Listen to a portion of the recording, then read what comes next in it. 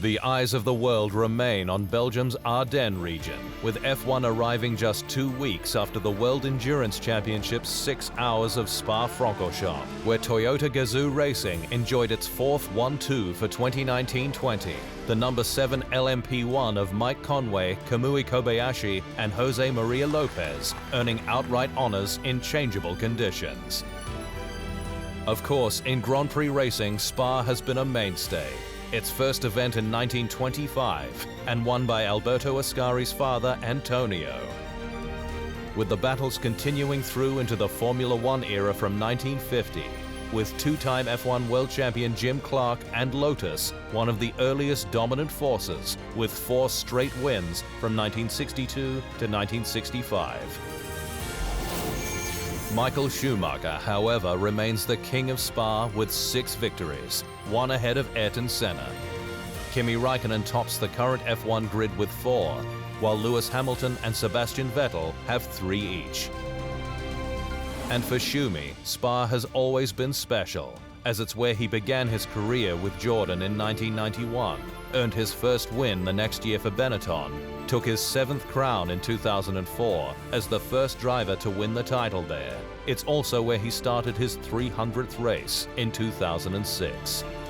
In my whole history, everything comes back to Spa, where everything started and where lots of great stories happen. The emotion of the track, the combination of history, is the reason that Spa became my living room.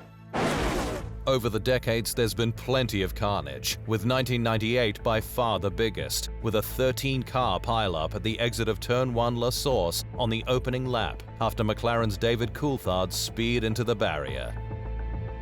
While 2012 saw another huge pileup at Turn 1, with Romain Grosjean earning a 1-race ban for causing the collision.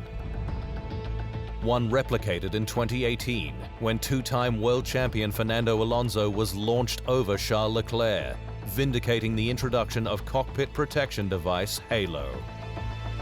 But while there have been plenty of near misses, last year the sport's luck ran out with the tragic death of Antoine Hubert in the Formula 2 feature race. A difficult moment for all, but especially Leclerc, who took his maiden F1 win with Ferrari just a day after losing his friend, the pair completing their first kart race together. Up front, we're expecting Mercedes to again be the benchmark, with the Silver Arrows hoping for their first win there since 2017, Lewis Hamilton runner-up in the last 2.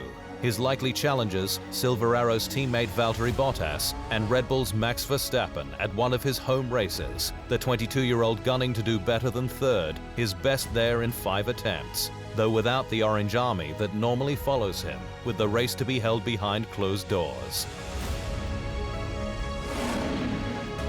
Located 40 minutes from the nearest city of Liège, the legendary 7.004-kilometer track, the longest on the calendar, features 19 turns, 10 left and 9 right, and a top speed of 320 kilometers per hour.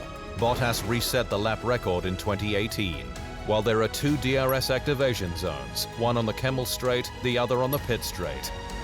There are 2 DRS detection points, one on the run to Eau Rouge, the second before the final chicane. From La Source on, it's a flat-out roller coaster ride. This one is a real F1 classic. It's time for the Belgian Grand Prix.